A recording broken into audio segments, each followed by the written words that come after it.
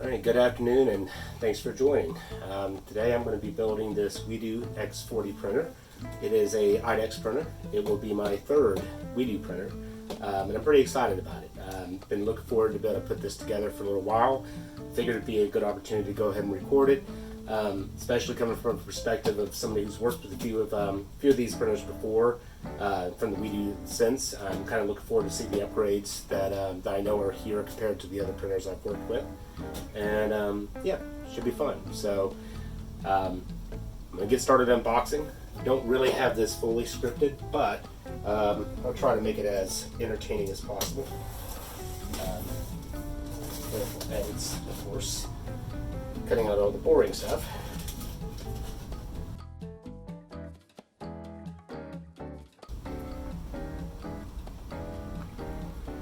Love X-Acto knives, but I'm always terrified I'm going to slice my finger open with them when I use them, so usually take caution.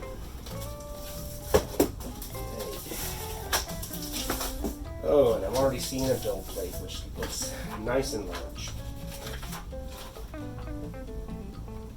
Alright. Okay, so let's start unpacking this. Have my handy 3D printer box here for all the maintenance tools. And, great.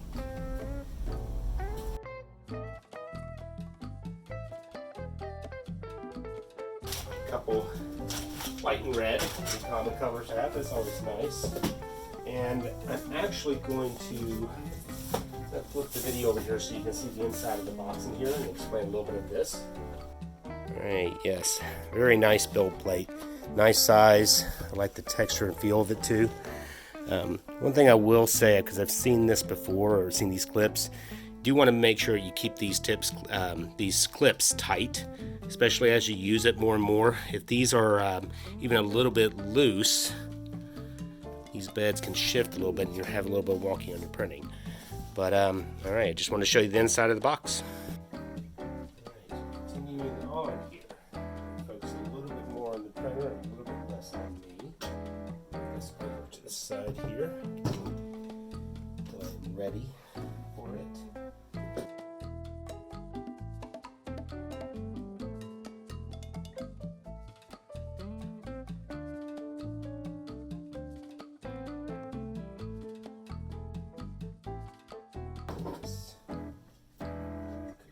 Twist ties.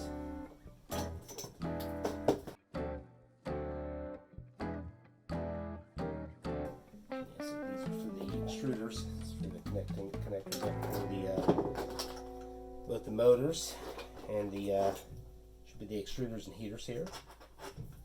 Let's look at these.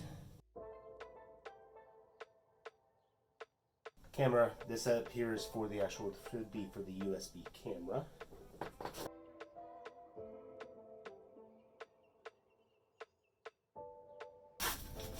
And there's a USB camera. It's in there somewhere. We'll just do a couple general checks, just kind of looking around here. The USB card is up here on the front for putting in the SD card, as well as the USB adapter, power supply here. I'm not going to power this on just yet, but it looks to be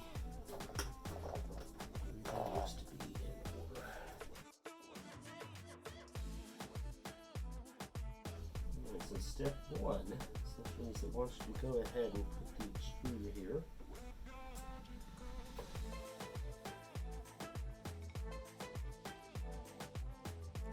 alright, so it does have the extruder motors, or the Z-index motors here, towards the back of the machine. Basically put you off the relative front here.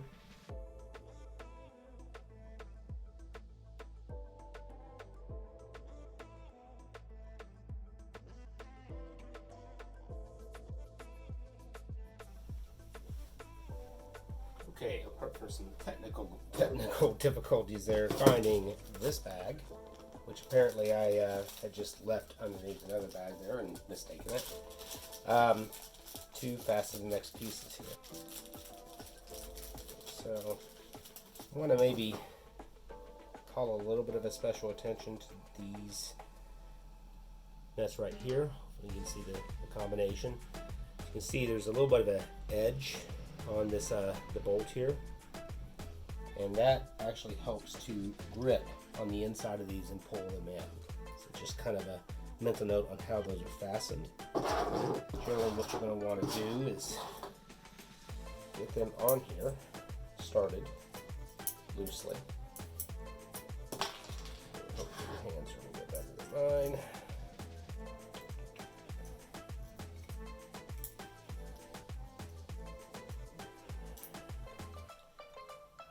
One thing I will say is I have yet to have a printer that doesn't have some assembly required.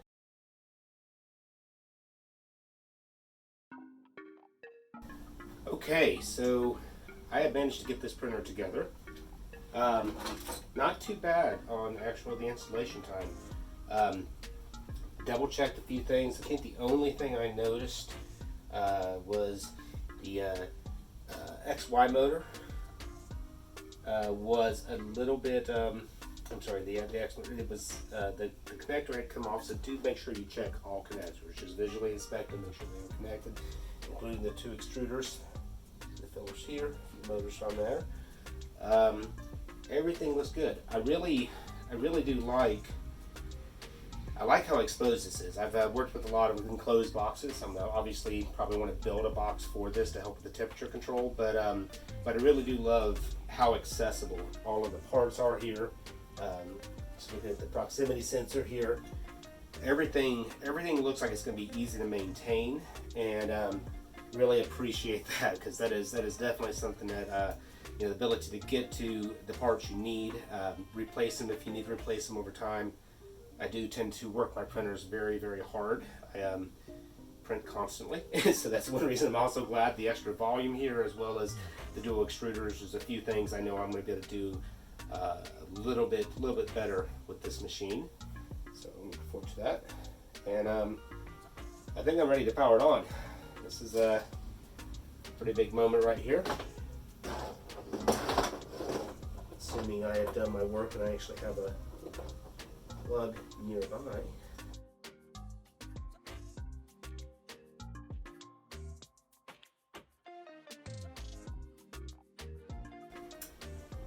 And we have a little bit of a hum. Pretty quiet there. Startup process sounds good. Again, do make sure before you power it on the first time that you do check that switch. In the US, it usually has to be on the 110, not the 220. That's the voltage. But yeah, everything's booting up just fine. Not hearing anything unusual. It sounds good. It's clean, and let's go ahead and give it our first power. Well, so we are now. That was that was pretty easy actually. I'm kind of surprised. So I guess we're gonna go to the next level, and I want to go ahead and do a couple basic tests. Definitely want to level the bed. Definitely want to check the Z index. I want to make sure the proximity sensor and some of these things are aligned right. Those are the type of things I don't necessarily expect them to be spot on out of the box. I'm actually going to be surprised if they are. They do, of course, calibrate it before it goes out. I know that's a thing. But it's just, in general, the packaging, a lot of things have been moved. So, these two extruders, you do want them to be very parallel with the board here. And I will say, in the initial leveling processes and some of these initial steps, take your time. It's worth it to make sure the machine is set right.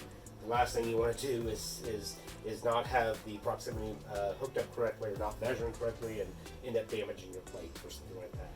I'm going to check out the plate here too real quick just to look at it a little bit closer since I haven't done that. Nice steel plate, magnetic, or feels magnetic, and then this surface is.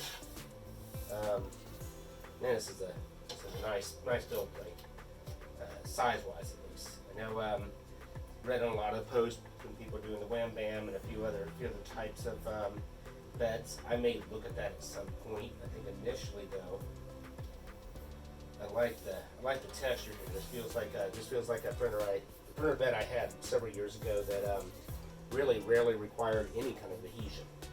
So it's kind of nice to see how that works.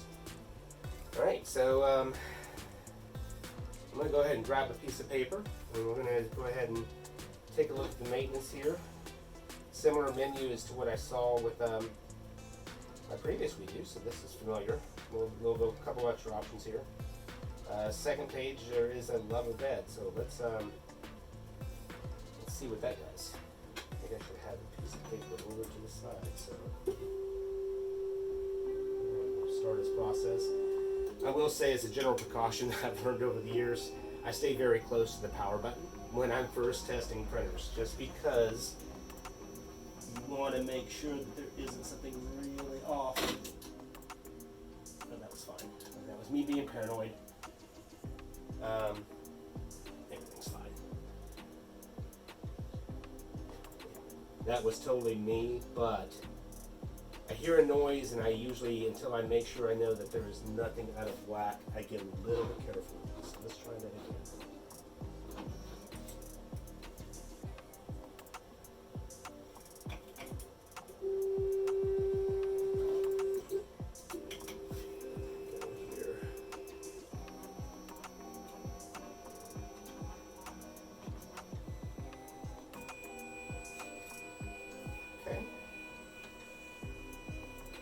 Should see, notice one thing I'm always looking for is the light on the proximity sensor as this gets close to the bed. You know, I should just go all the way up.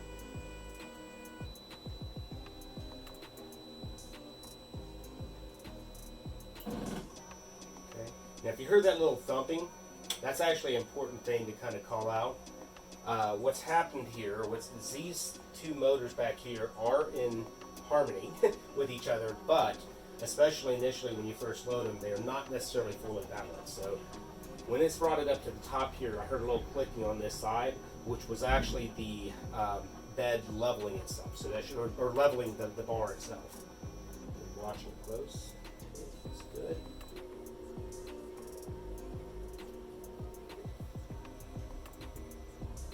Okay, well, I am ready for a sheet of paper test. Now, I will say there are many techniques and approaches to leveling. This is always the go-to for me. I usually tend to grab something that's a little bit more cardstock, because it's a little bit easier to manipulate and test with the leveling, and then pay more attention after that to what the Z-index is, because the cardstock is a little bit thicker than typically some of the piece of papers that people usually measure, so you have to kind of be cognizant, and sometimes that will cause the filament not to stick to the plate. Let's so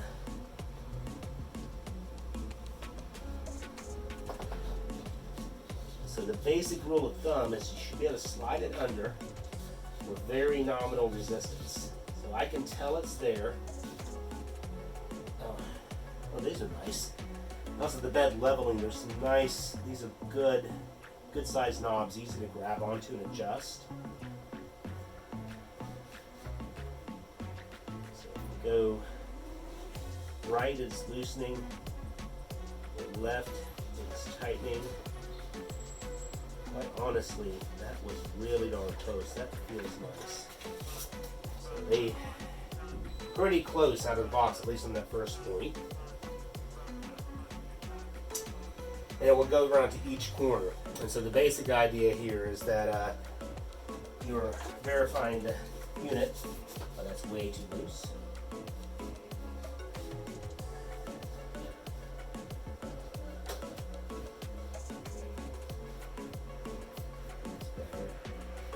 These knobs are nice. That's really easy to do subtle adjustments, because the thing is, you really do, it is, I almost consider it an art form, because I've done it so many different times to try to get that level. The better you get the bed level, the better that adjustment is. Really, the overall just dramatic success of prints is improved. So it is important that you kind of take some time to kind of learn some of the techniques.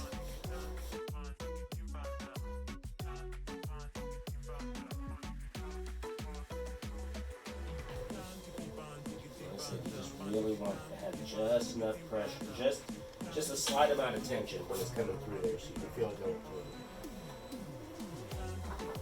There's also different prints you can run if you really want to get serious about trying to superline it. And they'll basically print on each corner, kind of give you some gauges and things to look for. I have used that a few times on a couple printers, especially one that was giving me trouble. But usually I do not have to resort to that. That seemed it was extreme. It did a really good job, but it also was a little bit time consuming, I thought, from the approach. And this tends to be pretty spot on. Okay, so that looks good. All right. Let's see what else it will have me do here with the leveling.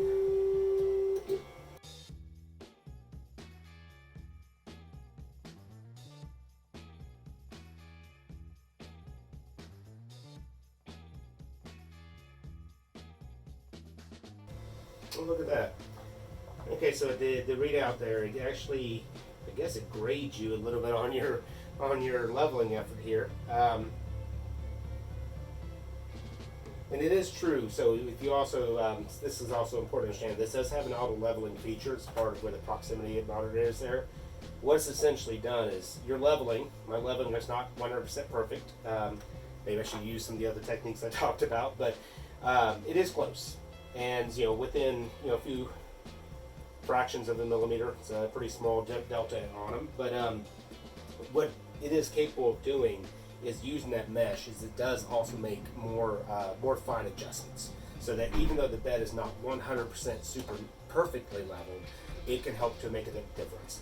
I may later try to tune this a little bit more, but I'm kind of anxious to at least give it a chance. I think this is close enough to give me my first prints at least. So let's go ahead and move on to checking the Z index.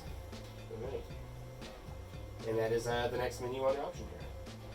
Okay, the Z offset is something I did not learn my first year of printing, or did not really think to look at my first year. But as I come to understand a little bit better and had a printer that essentially I think was destroyed because I didn't know how to use it, I have learned to pay a lot more attention. How close the Z, or where the Z offset is a pretty critical factor to how prints run. If it's too close, that first layer is going to be literally crushed into the bed or smashed into the bed. You get really, really hard to get the print off. If it's too high, the filament will pretty much lay on top and won't actually adhere at all to it. So you want to get that perfect height, which is essentially back to your piece of paper. So we'll let this go through. It looks like it's doing its check on us on the leveling before it gives you the option here. All right, and now we are at the Z index adjustment. You see the proximity light's on. It means that it is detecting it. I like to make sure that that is a decent bit higher than the actual extruder tip itself, which it is. And the main reason I think about that is this can't be adjusted. Shouldn't have to be very often, but can be. And I've certainly seen when prints go bad, things like this need to be. But always keep in mind that you want this. This has an ability to sense roughly a few millimeters below it, and it can be adjusted. This adjustment tells it how high to hold off the plate. But you don't want this to be so close to the plate that it actually starts maybe touching your print, especially if you have just a little bit of warping on the side or something like that. You want to make sure that these are nice and lined. Case in point here, this paper I could probably just shoot this paper through. So we're going to need to definitely bring the Z index down just a touch. Ooh, a little bit tight.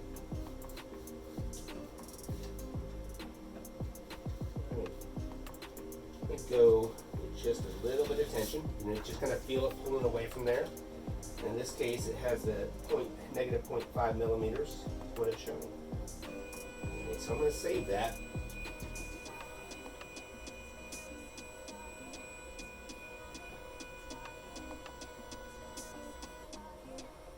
Okay. All right, guys. Let me look a little bit closer on the menu here, see if there's anything else that looks like I need to worry about. I do see notes about nozzle offset, so setting the difference on those.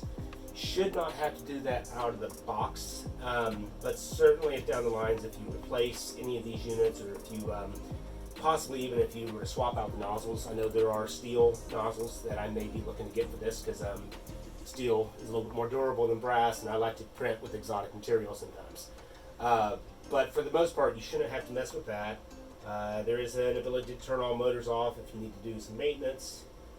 And then there's actually extra something for the proximity height as well, which I do not believe I'm going to have to adjust in this moment. I'm not going to worry about the Wi-Fi during this session. It does have a run-out sensor, which is nice. That can be very helpful if you're like me and sometimes run your printer to the end of the spool, and doesn't have an auto power setting too, so that's nice. I'm not going to necessarily do those yet. Fantastic. Okay.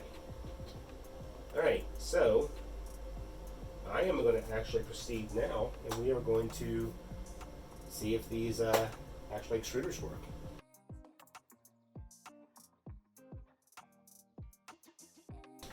Always nice that they provide filament. I will say in general, as I've read something else kind of for new people, there's a lot of interesting filament colors and combinations that are out there. I'm actually learning as I continue down the process though that a good old gray, a good old white, maybe a black, kind of the standard colors are usually as good of a go-to as anything, simply because you're going to want to paint this stuff. I've had very few prints that ultimately did not meet levels of finishing, painting, surfacing, and so it's neat and fun sometimes to print in the exotics, but if you're really trying to make products, sometimes you can just stay with the basics and save yourself a little storage nightmare. Not in all cases. As you see, I do like my metal prints, and I do enjoy some of the more silky prints that come out there. All right, so I guess this just sits on here now. All right. One thing I will say, this actually, see how this works. This is one of the more open loads I've had before, so it's pretty easy to get to. Usually just try to straighten the wire and make sure that it's nice, clean, and clipped off, and you don't have any kind of strays or anything. And you want to pull the clip down. Let's see. Oh, that's nice. It's easy. Little tip I've learned when I've worked with other systems, seems to work well with here too, is as you're putting in the filament, especially at the beginning, kind of turn your hand a little bit. It will help that tip kind of squeeze and essentially get past the steer wheel here and into the tube. You're also going to want to push it pretty much all the way through. Don't overforce it. There's no reason to overforce it, but you're going to want to push it all the way through, because the filament's going through this white tube here into the extruder itself. And when we load the filament, it should pull it all the way through. But yeah, this again seems pretty simple. All right, we do have a PLA material, and let's see if the button left also does.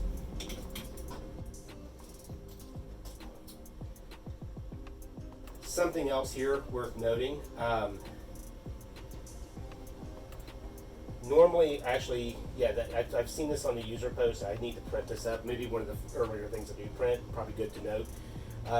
I'll try to put the link in the video, but there's filament trays that you can print for letting, as the filament loads or as it's scraping going across, kind of keeps the filament from just dropping to the ground. So a little bit of cleanup there.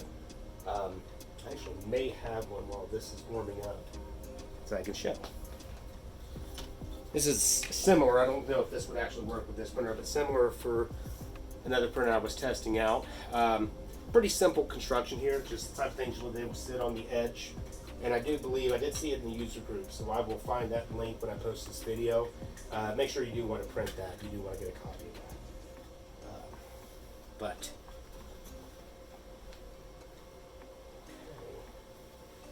Oh, and I see filament coming out.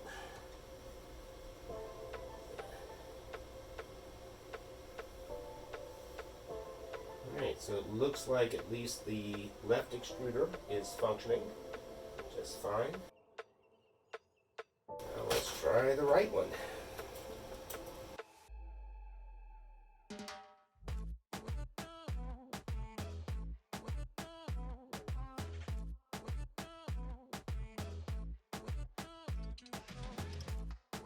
And if you look here, you'll see there's a little cog wheel that runs it up against a little metal wheel. squeezes the filament in between, and as it turns, that's what's pulling the filament into the tube. So go ahead and load this other side.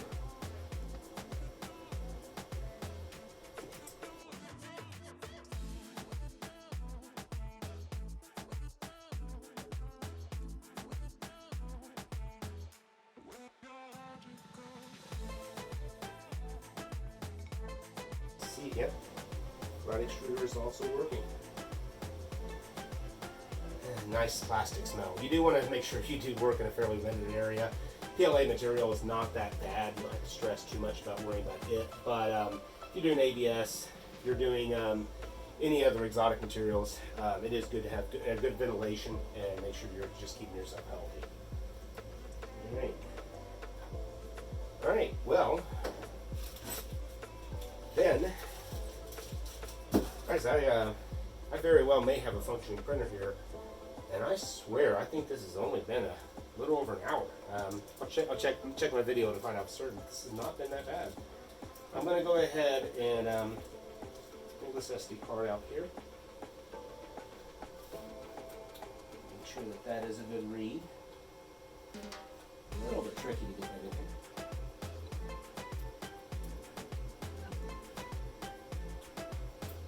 Okay, yep.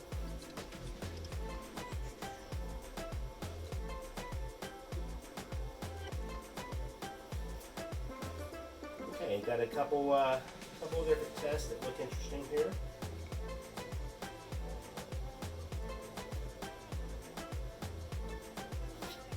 All right, how about I actually hook the camera up a little bit closer, because this is going to be something that I want to do time lapse, but next we will show the very first print with this Weedo X40. I'm pretty happy right now. This has been a lot easier than a lot of printers I've had to put together. Maybe I can say because I've built a couple now, I'm starting to get a little bit better at it. But yeah, I'm kind of excited. I'm going to get this printed today. All right, so let's flip over to the next.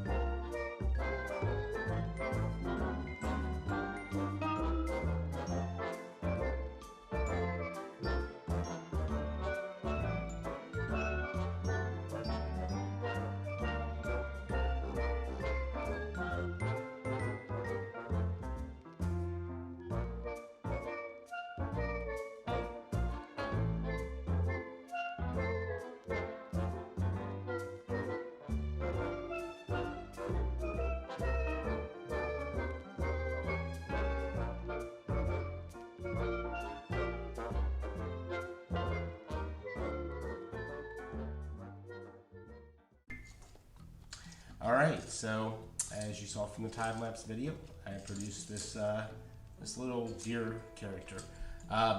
Print's very nice and smooth. Very, I don't know exactly what the G-code settings were on this. I don't know if it was done for the finest, but very, very smooth texture. I honestly may do a little bit of just low grit wet sanding on it just to kind of give a little more polish if I wanted to go the full way before I or paint it or do anything else, but it's a nice piece. So I'm happy. Yeah, I think the printer performed very well yesterday. I'm still surprised how quickly I was able to get it assembled. I will, experience does count for something there. It's not nothing. That's certainly there. But yeah, it come together and kind of worked the way it was. I will advise, definitely, especially if you're new, don't do more than just read the guide that comes with it. Go ahead and go to the wiki. They have a barcode that will take you right to the wiki that has additional helps and guides as well as videos and more in-depth more in-depth studies of the machine as well have been done. I know there's about an 8 or 9 part series that is out there that I looked that's referenced in the wiki that can be really good. And I honestly say if you're thinking about ordering a printer, do that first. Go ahead and watch those videos, see some of those tips, and kind of get to know the machine before you get the machine. That certainly helped me be a little bit more productive when I got it. So other than that, I will say, in general, if you are getting Weedo, I found the best luck in support in speaking with the Facebook groups. I'm not always on Facebook, but that group is definitely pretty active. I know I just try to stay in there, and there's a lot of people that are willing to help people that are learning first time, and also can give some tips and hints about the machines you're working. So the Weedo support group is definitely a great place to meet other people and talk about 3D printing. Other than that, I think I'm going to call this video a wrap. It has certainly been long enough, and everyone has a good day. Follow me at MakerATL on Instagram. All right, peace.